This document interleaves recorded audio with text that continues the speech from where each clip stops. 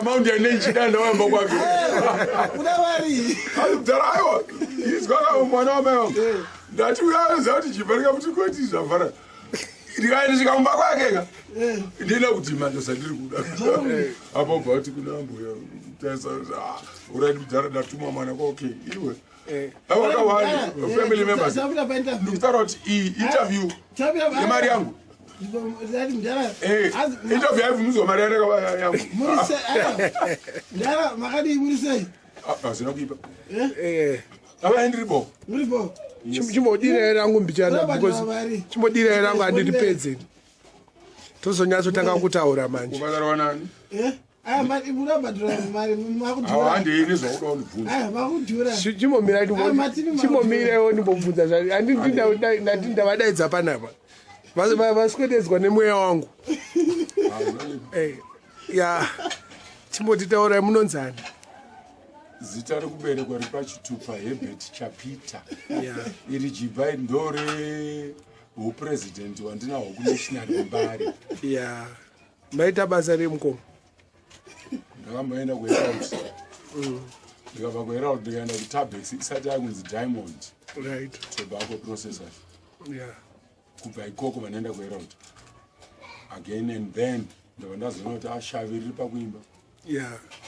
saka ndiri kunonzi tuku nani ndozvandiri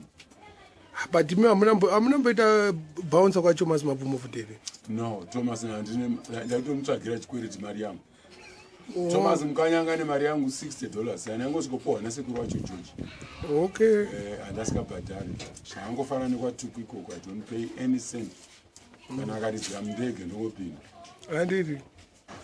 mufanira kumupa greetings ndofunga akakuona anonyatsofara zvakaipa Thomas Mapfumo augara kuAmerica mukanya ndinoona mhuri yake kuna muchira hondo iye andozviziva kuti jibha ndiani asi anonyatsondizivisisa kubva kutsoka kusvika kumusoro ndituku nevana vake kuti jibha anoziva kuti tavharana ndakatomirira kuti ahenge yamabhutsu mozoita sei ndotanga kutamba nawo ese azvachero zvandinoda kupaka ripai ikoko ndakanyora ndega ndisati ndasvika ikoko ndichaaimba vanofungwa ndituku ndozotanga kuchinja mavibes ezvaakaimba kudhara ndeipi makamboimba timbotipai kasample dzandakaimba ndisati ndadzirekodha handiwanzoda kudzipara ko dzamakarekodha dzamakaimba takaenda kuchine matsotsa nabhotoro nyamondera vachiti vakakutaura kuti mbonogadzirisai apa nepapa kuswera mangwana anenge akurira vachinja mavhocals chete saka ndakazvigarira but ndine latest hit yepaalbum yatobudisa manje right 2 months time ndiyo yanikakupe ndiyogona kukusemplera because dzese ndinonyora ndichiimba sample kurwa kubatsire kurwa kubatsire kurwa kubatsire kurwa kubatsire kurwa kubatsire kurwa kubatsire kurwa kubatsire kurwa kubatsire kurwa kubatsire kurwa you don't need my backing vocals right iva ine rudo hama dzangu we nzwisisana nevamwe mairegere vakutadzira nekuti kurwa kubatsire rudo rwakanaka mukoma kuregerera kwakanaka mukoma rudo rwakanaka mukoma kunzwisisa kwakanaka mukoma kan thank you kakaipa saka band renyu inonzi amagensi the late Dube Ngulube those guys ndowandinawo amagensi muri best kupi maswana Warren Park but I can say we were based in Warren Park but kit yangu for 3 months iri paregular nokuti based in Mbare we can say makadzoka Mbare manje but imi munogara kuWarren Park ari kuWarren Park ndiye mwini waDhumi the band manager inini band leader ndiri Mbare kiti ndinayo kuno munoridza paredio say kuti we were based in Mbare munogara ma-rehearsals driver munogara kupi 117 Mishonga Ndebvu woko ukuona tomazomona na reason uko kwana Mishonga Ndebvu ripapa uko Mishonga Ndebvu you know me from my father's place kwana ta baby watopedza pata baby katsereka kaubvadarika muhlanga 1 2 3 pana soshoko okay pana suki okay saka ndokwamuri mazwana nditori ikoko saka manje kana vanhu vachida kukubatai manje because chaisa pamhepo panonzi payoutube vanokubatai se mune phone number here yamunokwanisa kuvapa 0775 ande 657 272 dzokererai futi 0775 657 yes 272 right kana kuti yeah 0737 makukanganwa futi you know what I did namba chinovhurisa fandazongotenga rimwe line but andofamba nazo dziri imwe imwe makatonzi my number because kapanguva nemumwe munhu anobva akuona but asi mutare ndakariona kutara stereki thank you very much vanhu vari kunze kwenyika vakawanda kuti inini ndinotone mafamily members akawandisa achiri alive zvekuti mazezuro anotaura kuti usawira unokunda wakama that's true bose pane kutori mumwe munhu atiri kutsvagai pamwe akutoshaya kuti ndikubatai sei ndomuwana kupi munhu pandiripo imimi navafanha veisaonawa ndimutonditira utsinye ndaita utsinye mwei futi ndikutokupinzai machena okay fine ndati 0737 005 738 chiitaurai ka1 0737 005 738 that's my next number vanenge vachiti vari kudani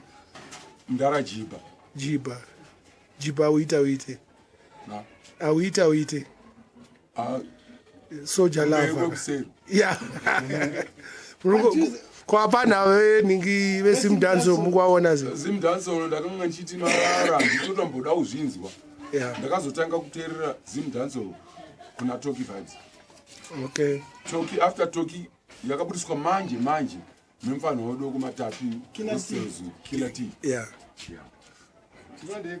kukosha kwechikorobha warasa mvura hamava mawani ai mdara aite kampani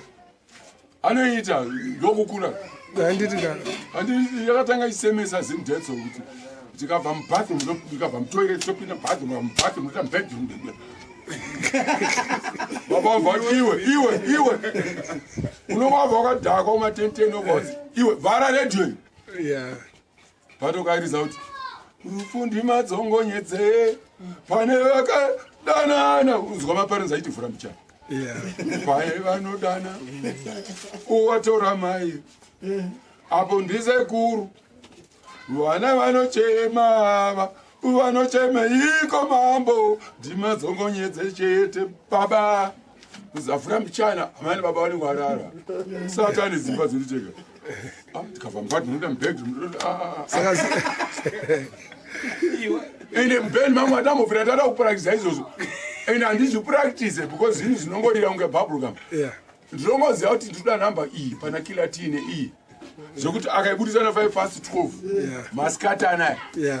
ini kuma 10 past ndenda kuimba yese yandoichifarira chero musician akangorira ndikaiteerera ichingopera redhiyo chiti tsipa chinongwa chakati ndenda kuimba yese yandofarira yarisingada nditepe but imimi sema-artist manje muri kuona inini ndakambozvibvunzwa inini hanzi vanhu vakuru mamusikape vapfanha mukana saka vapfanha vemastudio avo vemabackyard ava anorekoda nhasi song ebva yabuda that day ndambokutaurira wani in one of those people vaitwa izvozvo zvekuti grama nabottle right imbonogadzisai apa neapa iye zvino izvi ndogona kukomboza song takagara panapa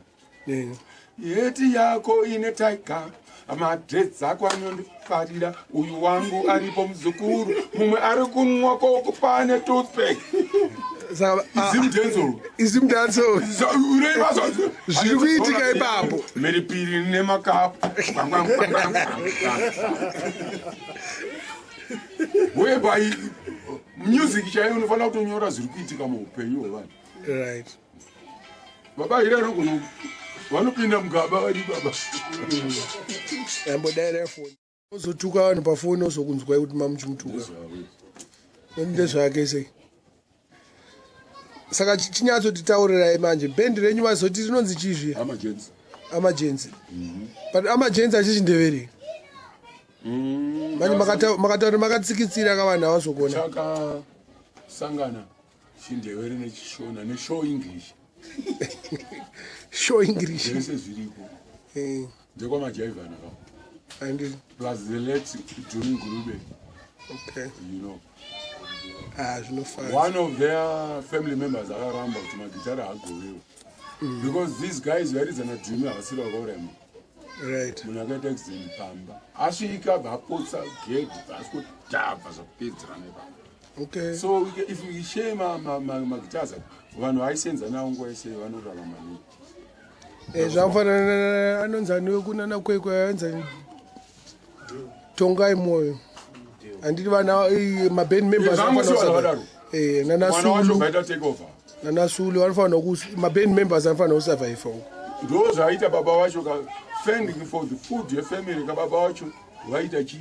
magitari saka tikatora magitari tikati uyu microphone uyu keyboard uyu madrumsticks ava vanosara vachiitei hapana ndo game racho kune vanhu vane reason power yekuita izvozvo but mamafamilies zvakaparara like wajames chimombo nekuhaka sound vafanira ipapo vakatengesa maningi apa pamudhara rona ipapo but zvimwe zvakasara zvakatengeswa manje mufanira ipapo akasarazvikuru andogara makumba uko vanonotora keyboard vachizozorera okay hanzi nebasic ane chii but zvinhu zvese zvakatengeswa but munhu anenge achiri neimwe kiti ndimbata asamba piki akapa mufanha wake ndiani aiwa vese nanyana jips cover kiti yapiki yakati kana najibanika kudaidzira kuti muyozorisa kwawo kwangu bhendura munhu kuti kiti inongotorwa isika uko okay munguva yemuri mukutaura piki upi kasamba tuku aimba natuku okay anezi heavy ane heavy kiti kubhindura kiti akasiyira mufanha wake okay makatomboenda kubhawa rake ubhindura ndakasvika but handina kuzoenda kunorisa mangosvika ngomuno totaurirana pesi paka kumariro ana tsani wake kwamarowa pakamisa okay akadzokerodza kuti panhamba nechikwa madhara aiva kanoti zvaflow nice tinouya zvinoita but imi maakuziva kuti musambo uri kudiwa ezimudhansoka kunani kune vechidiki handiridzire vadiki chete munoridzirechi generation yese okay ndinoda kurova manhamba ane meseji zvaingoita iye mudhara tu okay zvekuti handibatike futi tuku akati ahinga microphone ndotorana japureza ndisamuhoma japureza aiti uruziva kuti certain ye progress akaita gore rake rese rari 1 akavharira maredio stations esari 1 progress chipfumo yes progress music industry kana waona shavi rako rakurotisa manhamba varova kwatadza kuisenzisa mari yechewe nozi david handiti une gore rekuti ndichaiunyora ndoimba kuti chii zvakungoita toki kai zvakungoita uyuyu iye mudhara tuku namafumo chero zvavaridza kutoziva kuti handimukanya iyi generation yedu iri kuya uyo ndopawa gore rako nemudzima wako because iwe born une chawakafumbata if you misuse that amount of cash kuti mastenzi aunopawana naphilip changwa whereas saka ndokoramba ndiri mubhanje riya rekuti hapana anogurisa kunge mutugutsi ene mwana wake semhakafa asina voisa babake olive anoziva kuti the whole world kana zimbabwe jibha chete ndiani vhudzi rangu saka and I boast about that advice yamunopa kune vafanira zimudhanso munoti chii tedzai matsimba atoki namufana killer t because zvava kuimba izvinezvi I can pump out my money from my pocket and buy right otherwise painzi $10 muchiipa tikabuda mubedroom bathroom ikanzi $38 laskadi handiti they are growing up start singing zvinhu zvine sense right kochibaba nasekala zamene mapipa varikupitira tikoverenga pepa so azodai uplayboy haudiwe kana une chipo chako chikuita zvauda kuita chipapapapa chinoimba hachine chipo amene wachiwirirana kana kuti nasulu wachiwirirana kuti vanoita sei but chibaba chacho chinoimba but zvinozoitika after nemakoro before wabva pastage ndopaanorasika kaipapo fanika sekalazi tingati chii mabhebi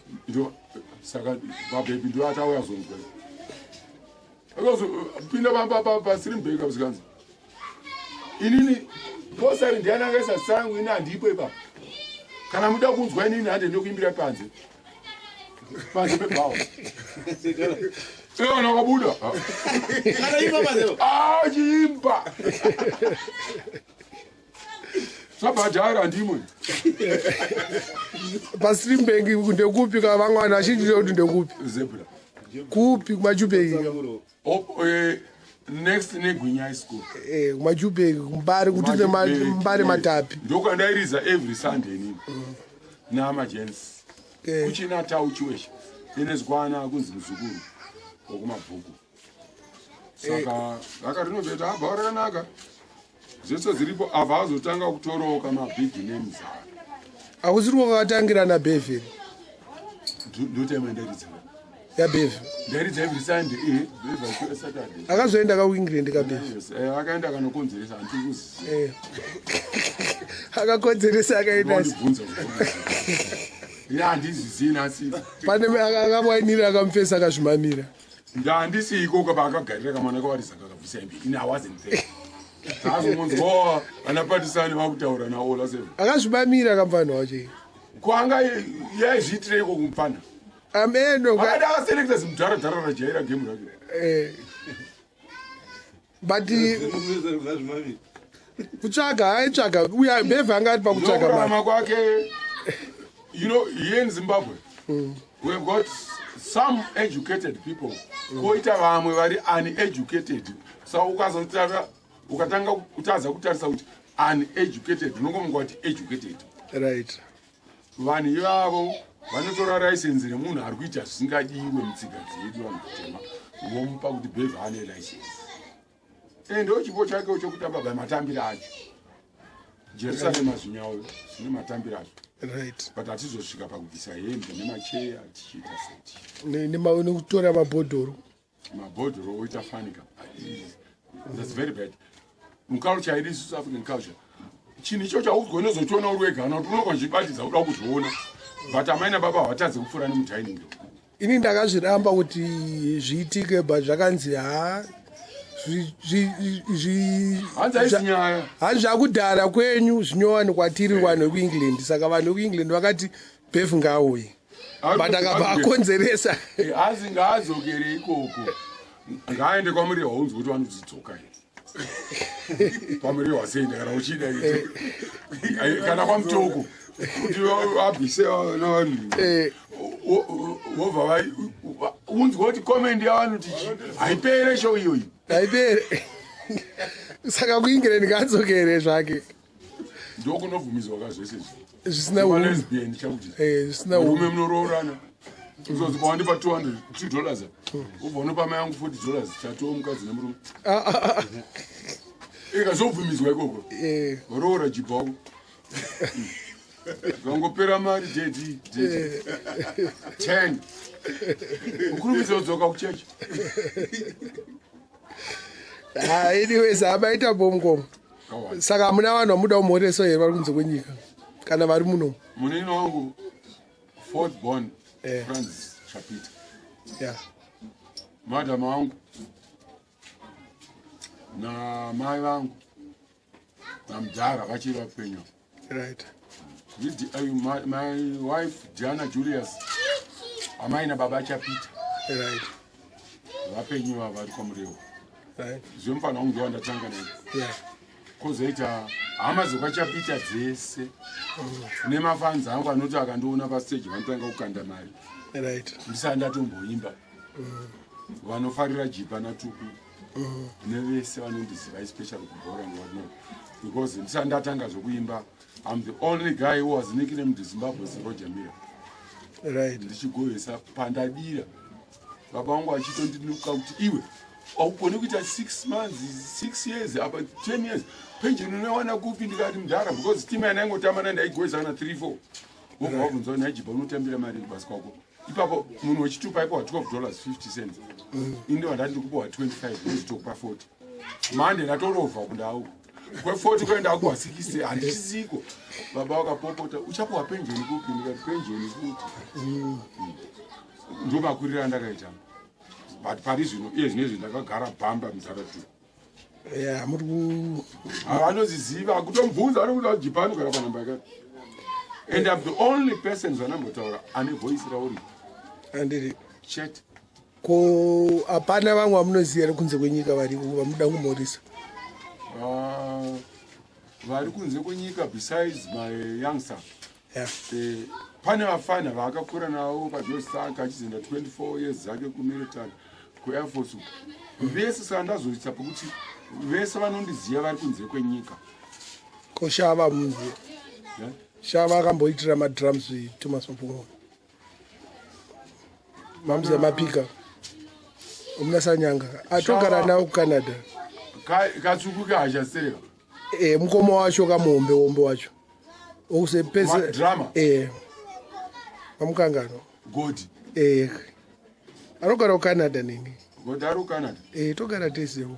neuyu mufana nagodi chete nemudzimai wake mfana godi sanyanga anzani ko drama anoti misheki misheki ndewebhora ndekutara drama iriza madrums vane dread kablas vane dread very good ndikuda kushaya kuita recall kuti bhenge yaidza naye muno umasataiza akazoenda nathomas mafumo akaenda namthomas after sabafa okay. saba upi manje saba mbataka andiangadi andibati akaenda namapfumo akaenda namapfumo kandizvandii saba iridzira mapfumo achikosumudzwa pachabhini akarohwa nekachasara achisimuka achinoruwa ngoma zvakaipa queens garden vamwe vanhu vatomboisa chii chinonzi queens garden okay yanga iri kupi ruzhinji rwezimbabwe ivo vanotoziva kuti jipa ndiani but kawati hebert anga achiti vanondiziva mese hapana anatokada tingoziva ndijipa so whoever knows me may god bless vape some more years kwavari ikoko let's hope they will come back home vaine something anditi maita bhu radio stations National FM Star FM Radio Zimbabwe yacho neZFM those guys vari kutry kuita simwe zvinhu muno muzimbabwe because mama station ukabata mune mapete 38 vaiti vaunza mushini minyowani but zvakati hakuna amenoti vakatora kupi munoziva chii mawaves ngaarowedzese aiwa vanhu vacho vazhinji kanasikanzi kunoka kuna magetsi aubaka apa padzima apa ubaka apa uzima aiwa vari kujamba stage vada kuwinza technology nyowani mune technology yakudhara unofanira kuwinza technology yakudhara wosanganisa neinyowani so what's happening ndosaka kasikazoita what's causing is kuti station 1 iri correct no discourse station 2-3 hazina dhiri station 4 mishini minyowani andikana mukangogaya kuti tira kuchinja something ko mushini munyowani wacho unombokwana here kana patebhura aukwani it's too late but anyways hai maspark vati mudhara ari kutai kuzvigadzirisa azopindira kuti unongonzi zikai vanhu munhu ane 39 years ari pabasa obva apo wapeye 3 months but maghost workers angawandisa maghost workers dakakangodzinga maghost chete havasi kuziva ndeupi ghost manje bob apinda mudhara azoti hatitangire pachapta yesupreme court yamakati dzingai tione kuti maghost mangani because Mugabe aenda kuchikoro zvino zvekuti uri kurejesa vanhu 300 basa ndofanira kuti vanhu 40 mazviona ipeidza vamwe vese ava ndounotora iwe ndozvikutoitika saka munhu akazoti allright kana muchikwanisa let's say company ine vanhu 600 yeah and then you fire 400 and that company still is running as usual saka 400 avaitei imomo yes boba vazoda kuita find out kuti vanhu ava madzinga kambani yeiri ngokika muchini ndiyoyo hapana kupinda munhu 400 hapana kana munhu ari kupinda pagedha ari more than anga asikapinde ipapo same vanhu ivavo vanhu amakadzinga papandachi staff shortage but boba vazoti handida kurivhesa president ndo baba vacho nyika imi zvamakanyepurana kusupreme izvo zvikaita muda kuvhara maburi aya inini zvangu ndichiripo ndatitange kuti 1 yeah kuti iwo mari yawatora 1400 waipari yes because mushini uda uyu nauyu vari 2 apo pane mushuwa pakuda uyu najipa umu mba mukuda vanhu 6 apa mama makaemploya vanhu 50 yeah vaitei yeah that's the issue muno muzimbabwe tokona kuti mugaba vaurai nyika zani azodai vanhu vakapinzwa imomo vanhu vasina kana sendi saka waida kutsvaga mari from sangano vachiuraya futi mudhara anongodzvinyirwa arwani but azoti rega ndikuratidzei kuti munoita sei right hanzi chokwadi chichabuda pachena chiri kutobuda because handiti pane vanhu 400 iva vakadzingwa unoona panoya 10 20 vachitaura kuti takadzingwa basa kuvamwe 200 300 something haindi havasiri kuuya kuzotaura kuti takadzingwa basa vane zvitupa zviripa nemazita nemaadresses avo nemaspouses nemanext of kin asi kukambani hapana kapamunobika sadza uyanobika ari ego utoti chipa ndianomuona zigoti zope muonikwa muna vanhu 25 kuita nge kuptc mwana mayangu izvo waita izvi abo hamaita bo akuti ndiri bondiani kuchicha ndaita inofanira chinditengera dringi ndinotenga kakota hatiwadzwa nyepara iri bo iwo chinditengera kakota